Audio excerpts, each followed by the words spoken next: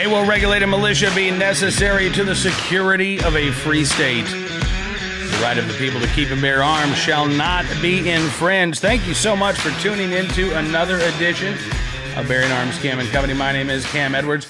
Coming up on the show today, Matt Palumbo is going to join us. You might know him from the Dan Bongino podcast, the Debunk This column. Well, Matt has collected some of his essays, updated them, beat them up a little bit. He's got a brand new book out called Debunk This, and we'll be debunking the great Australian quote-unquote gun buyback. And it's a good time as well because New Zealand Prime Minister Jacinda Ardern talking with President Trump at the United Nations on Monday and gave him an earful about that country's gun ban and compensated confiscation program. Now, the Prime Minister says that the President appeared interested in what she had to say, which does not mean supportive, by the way. I would be interested to have a conversation with Jacinda Ardern about her country's gun ban and compensated confiscation program. I have no interest in supporting such a measure. And in fact, just a few hours after the President met with Jacinda Ardern, President Trump also, after a meeting with the President of South Korea, talking to reporters, brought up Beto O'Rourke and called his idea to ban semi-automatic long guns and to require Americans to hand them over in exchange for some government-supplied cash. He called that idea nonsense. Now, that is, in essence, the exact same thing that New Zealand has already done. So if it's nonsense here in the United States, I doubt that, again, there was a great deal of personal interest on the part of President Donald Trump when it comes to supporting such a ban. Now, there's a teacher in New York State who is bound and determined to see such a ban put in place. In fact, she wants a gun ban and a lot more. Her name is Shay Stevenson. She has gone on a hunger strike to stop gun violence, that according to lowerhudson.com. It's not much of a hunger strike at the moment. So for the month of September, Stevenson is eating one meal a day. Which is, I mean, it's at least one less than I usually eat. So, okay, all right. And then in October, she says she's going to switch over to broth and fruit juice. And then in November, if gun control has not been enacted, she's going to reduce her caloric intake to basically sugar and salt and vitamins. And she says she'll keep this up until her demands are met.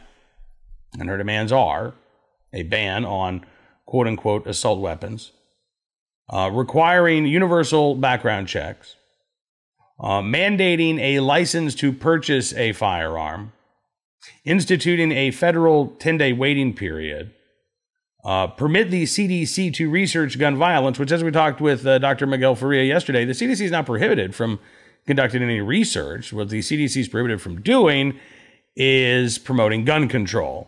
And finally, she says she wants to repeal laws that protect gun manufacturers and dealers from liability lawsuits, the Protection of Lawful Commerce and Arms Act. She wants gun manufacturers to be held responsible for the third-party acts of criminals, in essence. And if she doesn't get her way, she's going to stop eating. She says hunger strikes have been used across continents for hundreds of years to bring attention to the demands of the powerless. They've been successful at forcing change in issues from civil rights to independence. And that is true, for what it's worth. But here's the thing. It's not going to help. None of what Shay Stevenson is talking about is going to help. And look, it's really easy to be snarky about this. I mean, that was my first response, was, rah, rah, rah. But I think Shay Stevenson's heart's in the right place. I do. She, like the vast majority of other Americans, wants to see less violent crime in this country, right? She wants to see safer communities. We all want that, whether we're gun owners or not. It's just what she's demanding won't actually get us there. I wrote Stevenson an open letter on Bearing Arms last night. I won't read the entire thing to you, But I said I see some flaws in your theory here, starting with the fact that criminals who currently possess a gun are not affected by any of your would-be laws in the slightest. Gang members, drug dealers, those driving the violence on the streets of Baltimore, Chicago, St. Louis, and even New York will keep on keeping on and doing what they do. In fact, using a gun in the commission of a crime and illicit gun ownership in general will likely become even more instrumental to developing your street cred once a future culture of responsible gun ownership is destroyed. Many of those youthful nonviolent offenders will be sent to federal prison for violating federal gun laws dealing with the mere possession of a firearm. It's already happening in New York State at the state level.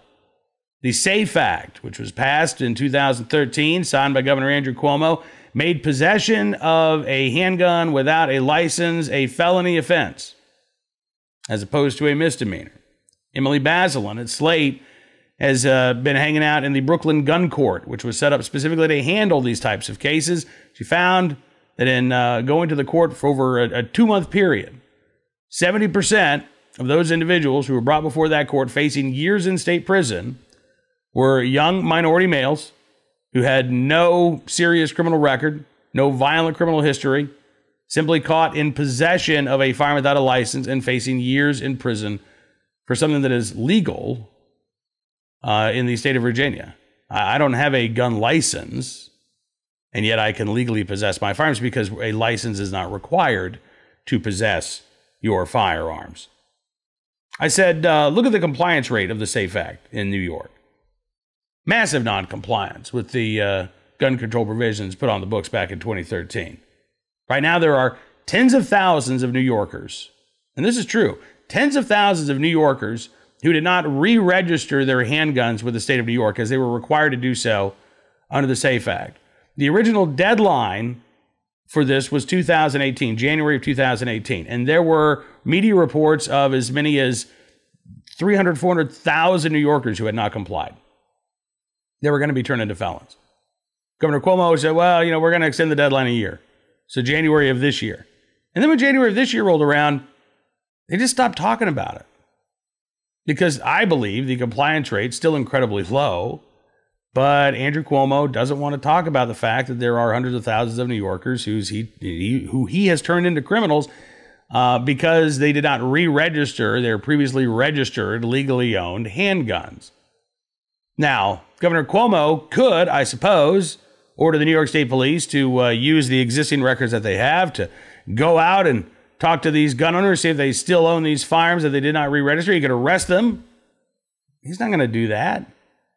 Can you imagine, even with our biased press, can you imagine what the press coverage would be if all of a sudden the New York State Police start going door to door and knocking on the homes of gun owners and saying, do you still own that gun? Because you didn't register it, so we got to take you away now. It's not going to happen. It's not going to happen. Now, there are other provisions of the SAFE Act that also have just been largely ignored. There was a 7-round magazine limit. That's been just kind of tossed out the window. There was a requirement that every ammunition sale in New York State go through a background check. That, too, has just been quietly dropped and forgotten about. And so any federal legislation that is unworkable, unenforceable, I think is likely to be met with massive noncompliance as well. And again, what are you going to do about it? Most of the enforcement that you would see for any of these federal gun laws that Shay Stevenson is demanding would come in deep blue cities like New York City, right? That's where you'd see enforcement. In a lot of rural areas, you wouldn't see enforcement. I think you'd see a huge expansion of Second Amendment sanctuary communities around the country. And so, most of those prosecuted at the federal level, kind of what we see right now in New York State, young minority males. And I don't think that's exactly what Shay Stevenson is envisioning when she is demanding change. There are better ways to go about it. There are more productive ways to improve public safety, to make streets safer, to help alleviate the mental health crisis that this country is seeing with suicide rates, the highest that they've been since World War II. There are real things that can be done, but doing something by passing a bunch of new gun control laws, I don't think that is it. All right, let's talk with our friend Matt Palumbo. Again, new book out, Debunk This. Actually, you know what? I take that back. Before we get to Matt, there was one other item that I wanted to get to. So yesterday on the program, we were talking about the college student at Sacramento State. Ended up parking his car off campus. His car was vandalized. Somebody keyed the word killer into the side. Bitch was keyed into the side. And he believes it's because of his pro-Second Amendment bumper stickers. I talked about my experience living in Alexandria, Virginia. Do I take these stickers off? Do I not? Ultimately, I decided not to. I didn't have any problems, but I wanted to hear from you. So I want to get to a couple of emails. Richard from California says, I live in the San Francisco Bay Area, and your car would be destroyed, he says, if you put any kind of Second Amendment sticker on it. So I have not put my NRA sticker on my car. I did put, he says, a thin blue line American flag sticker on my back window. My son is a police officer, Richard says, and right away people told me my car was going to be vandalized. He said the Bay Area is also anti-law enforcement. The stories my son has from the disrespect he receives from the public makes me angry. So far, Richard says, no marks on my car. He says free speech doesn't apply to pro-Second Amendment positions or pro-law enforcement positions there as well. All right. We've got one more email, but we'll get to that after our interview with Matt Palumbo. Again, the new book, Debunk This. And Matt joined me to debunk a myth about a gun ban and a quote-unquote buyback. Take a look and a listen. Matt, thanks so much for coming to the show, sir. It's good talking with you today. Yeah, it's my pleasure to come on. And congratulations on the new book, Debunk This, Shattering Liberal Lies. When does this come out? So it actually came out earlier last month, on August 20th. And it's been the culmination of, I'd say, about 2 years worth of essay writing. I have a column that's part of the Dan Bongino podcast. It's the same name as the book, Debunk This. And about 10 times a month, I'll take a fan submission on, here's a myth I heard. Can Matt break it down for me? And then I'll write it up as an article. And I thought it would just be a good value to have all the best essays put together in one book. And then obviously I beefed them all up and updated all the numbers and everything, so it would be it'll be recent. But that's the genesis of the book. And I know that you write about gun control in your book, and so a timely, opportune time for the book to come out, because here we are in the thick of the gun control debate. We just saw New Zealand's Prime Minister, Jacinda Ardern, talking with Donald Trump at the United Nations yesterday, and she says that he seemed interested in her talking about her, gun ban and her compensated confiscation there in New Zealand. Now, he turned around a few hours later and called Beto's idea for a gun ban and compensated confiscation program absolute nonsense. So I don't know how much real interest there was on the part of the president, but this is one of the topics that you actually take on here, right? You talk about Australia's gun ban and quote unquote buyback. Yeah. I always try to attack myths that are kind of in the evergreen category, and that they'll always appear in the news after a certain event. So after any mass shooting, Australia is always the kind of go-to country that they always go to. Well, by definition. So the myth that they portray is that there's this big massacre in Australia in 1997 called the Port Arthur Massacre. After that, all guns were banned, and if you look at the 18 years before the ban versus the 18 years after the ban, there was a little over a dozen mass shootings before and none since. Ergo, gun control worked. At least that's how it's phrased. So what really happened was they had a gun buyback in '97 of rifles, and the so-called assault rifles, but most guns were not banned. It was just that category of gun. Handgun, you can still get a handgun in Australia and always could. And, we know from America that most of these, public shootings do happen with handguns, especially if you include gang shootings. Second of all, if you look at every mass public shooting in Australia individually, only 2 of them, of the dozen or so, were committed with guns that were banned with Australia's buyback. Meaning, it is true there's been a drop-off in mass shootings in Australia, but there's actually been nothing, most guns that could have caused them were not banned. And thirdly, there's more guns overall in Australia today than there was at the time of the buyback. Now, there's fewer as a percentage of the population owning guns, but there's still more guns overall. So it's just not the way people portray it. And what I think is kind of the smoking gun, pun intended, is that you can look at non-gun massacres in Australia and the rate of deaths from non-gun massacres per million people. And it's been about constant before and after the buyback, because I think there was like an ISIS attack that was done with a car. There was a mass arson attack. And then there was something else that more than compensated for the decline in mass shootings. Mm-hmm. You know, and you're right. I mean, the gun control advocates tend to just, throw out Australia, you know, as if it is some perfect solution. And, I want to highlight something that you said, that the number of guns is actually now higher in Australia than it was before the buyback. The gun control movement in Australia has not gone away. In fact, they're very upset that there are more guns in privately owned hands than there were before their compensated confiscation program. And so they're still out there trying to ban more firearms, trying to, restrict the types of firearms that Australians can own even further. Lever action rifles, lever action shotguns are now in the crosshairs. And so, even when a country like Australia adopts these sweeping gun bans, and they don't have the Second Amendment to worry about, that still isn't enough for the gun control advocates. It doesn't make the gun control advocates say, all right, well, we won. We can, close up shop and go away now. Yeah, and that's the way they try to portray themselves here. It's like, oh, we just want this one type of gun banned, and then we'll all be happy. And it's like, if we have 10,000 gun homicides a year and these assault weapons are killing like 200 or 300 of them, it's just then it's going to be what's the next one. And I mean, we all know how that how slippery the slope is, I guess we could say. And getting back to Australia, I don't pretend to know why there's been a decline in mass shootings there, but I will note that from 1900 to 1970, I think it was 1973, they went 7 decades without a mass shooting. So the fact that they went 2 decades without a mass shooting isn't really as impressive as people say. And I mentioned the prior period because obviously that was before any sort of buyback by many, many decades. Sure, absolutely. Yeah. Well, and unfortunately, even with the debunking that this has received, you still had a similar program put in place in New Zealand. You've got the Prime Minister of Canada right now, Justin Trudeau, trying to, move on past his blackface scandal and call for a ban and a buyback of these so-called assault weapons. So this is something that, I won't necessarily say it's becoming popular, but it is almost becoming the standard response.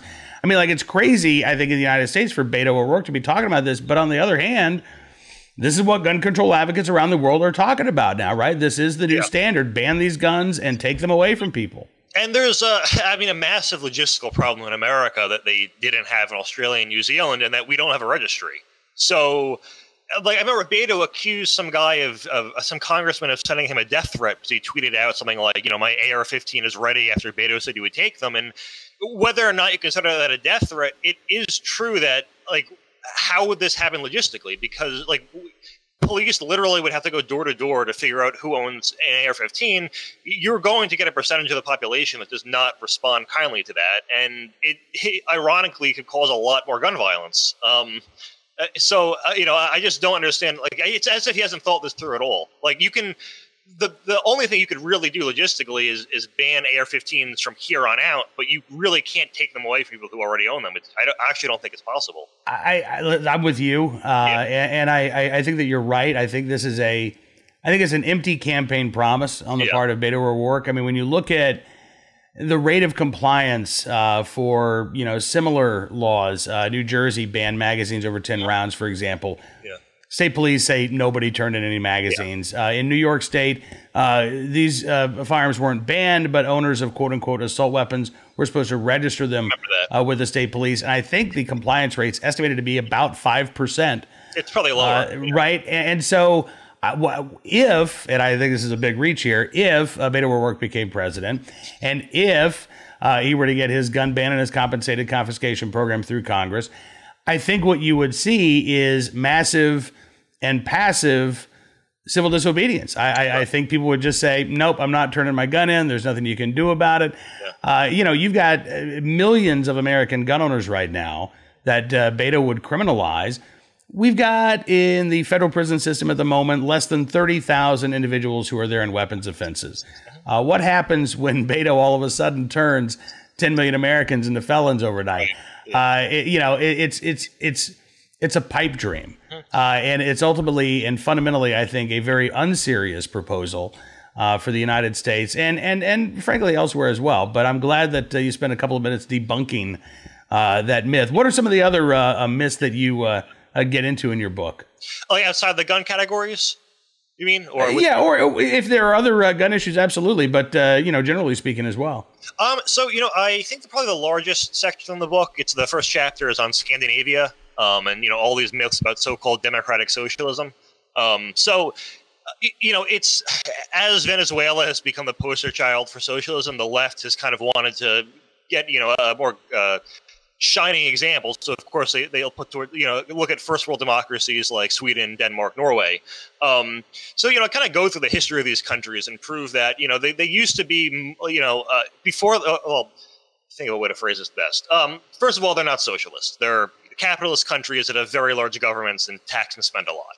A large theme of that chapter is that they're successful in spite of all those policies, not because of them. So, I go through Sweden in particular's history, and it grew fastest when their government was very small as relative to their economy. And it's slowed down a lot since then. Same is true for Denmark and Norway.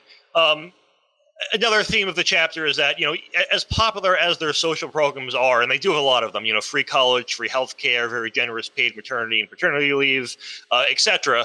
The taxes to fund them are so high, I really don't think most Americans would tolerate them.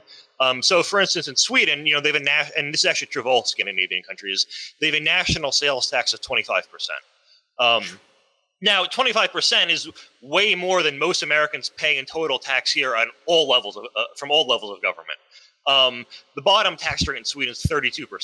So the minimum wage worker there is paying 32%, then 25% on what they keep after that. So it's just, yes, you're getting things back, but it just seems like a horrible system. I mean, and it's a thing too, like the college, for instance, college attendance rates among the poor are about the same in Scandinavia as they are here.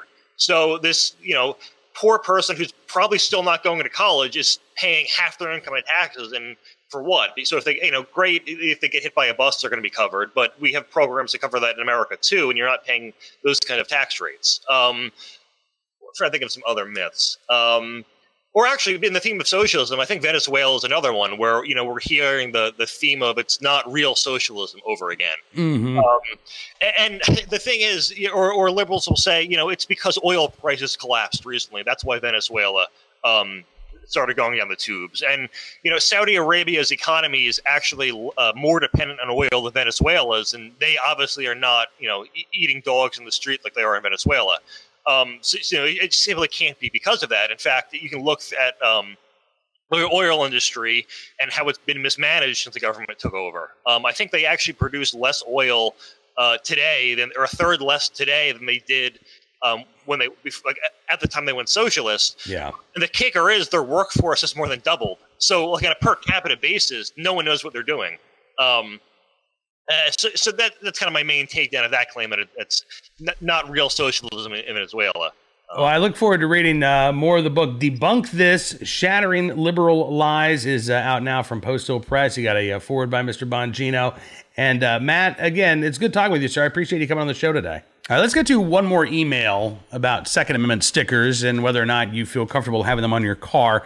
Before we get to our armed citizen story, our good deed of the day, and more. Jeffrey, who lives in Southwest Washington State, says, where I live, Clark County has traditionally been the last bastion of conservatism in Western Washington. Says, I'm an NRA Life member. Recently removed the NRA sticker from my truck, though, precisely because of the reason that the gentleman in today's podcast cited, fear of vandalism. He says, I go into Portland, Oregon to spend time with friends and conduct business and worry that the sticker will result in vandalism at some point. I currently just have an American flag sticker on my truck. I will not be removing that, says Jeffrey. That would be a bridge too far. Again, I can't say that I blame you, especially given the fact that you're going into Portland, Oregon. But it is a sad state of affairs, isn't it? That, gun owners, some anyway, feel like they can't express their support for a constitutionally protected right because somebody might abuse their First Amendment rights and take that sticker or deface their vehicle. That's pretty messed up.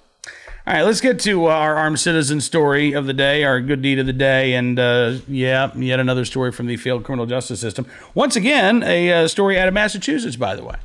Second day in a row. I didn't plan on it. It just kind of worked out that way. A sex offender with a history of peeping into windows arrested again. I think the person who was writing this headline was so bothered by this story that they lost track of how many times that Tyler Jacquard has been arrested. And Tyler Jacquard's been arrested a lot. 23 arraignments for this individual, 10 convictions for this individual, no serious consequences for this individual, who was arrested once again over the past weekend after peeping into windows at an apartment complex about a mile away from where he lives with his mom. Yes, over his short life, again, 23 arraignments, 10 convictions, and no serious time whatsoever. Wendy Murphy is a former prosecutor who represents victims of sex crimes. She talked with Boston 25. She said, for someone who's got 23 arraignments on their record and never actually suffered a serious penalty for that behavior, the message to him is pretty clear, isn't it? Indeed it is. And you know, when you've got individuals in Massachusetts or Baltimore, Chicago, or New York or elsewhere who have a dozen or so violent arraignments, violent arrests, and again, no consequences to show for it other than probation, time served, slaps on the wrist, that too sends a message. All right, let's get to our armed citizen story of the day. From Salina, Kansas. Gotta love this, man. Father-daughter time is fantastic when you get to team up to defend yourselves against a home intruder. I suppose that's even better. There's a home invasion on Thursday night, according to KNSS in Salina, Kansas. A dad and daughter were at home when all of a sudden, front door gets kicked in. Ron Griffin, who goes by Rodeo, said he never met the man who kicked in his front door, but he said he was not about to let a stranger harm his daughter. The man who broke into the home bleeding from his foot told Griffin that he was running away from somebody, but then the man tried to close Griffin's door and then lock it behind him. And Griffin said, no, that's not how this is going to go down. So he yelled for his daughter, hey, give me my gun. Father and daughter said they had prepared for situations like this. She knew exactly what to do. How about that? Rodeo was able to hold the man at gunpoint until police came, took the intruder into custody. Ron Rodeo Griffin says he is proud of his daughter, glad that they are safe. Indeed, self-defense is a human right, and I'm glad that Ron was able to protect himself and his daughter from that intruder. All right, let's get to our good deed of the day, shall we? From KMOV, St. Louis, Missouri, Dayline, Florissant, Missouri, where a police officer saved the day. Charlotte Sadler posted that picture of her son on Facebook. He was all dressed up, getting ready for the homecoming dance. By the way, I know that fashion is repeating itself because I swear I had a paisley vest like that back in high school as well. I wasn't rocking it nearly as much as this young man was, but that's all right. In this post on Facebook, she said that neither she nor her son knew how to tie a tie. So, what do? They went to the Florissant Police Department, and Officer Steve Williams was there, and he was happy to help tie that tie. Looks good, too. I mean, take a look at that picture once again. It's a pretty sharp tie right there. Charlotte Sadler says she's grateful for the time that Officer Williams spent with her son and in the right place at the right time, willing and able to do the right thing and to get that full Windsor going. I think that was a full Windsor. I don't know, honestly. I threw out pretty much all of my ties a couple of years ago and so far haven't missed them. But Officer Williams, in the right place at the right time, willing and able to do the right thing. We thank you, sir, for your good deed of the day. That is going to do it for this edition of Bearing Arms Cam and Company. We'll be back tomorrow with all of the latest Second Amendment news and information. Of course, you can get the show as a podcast each and every day on Apple Podcasts, Spotify, Stitcher, townhall.com podcast. You can subscribe to Town Hall Media as well on YouTube. Thank you again for being a part of the program. We'll see you back here soon.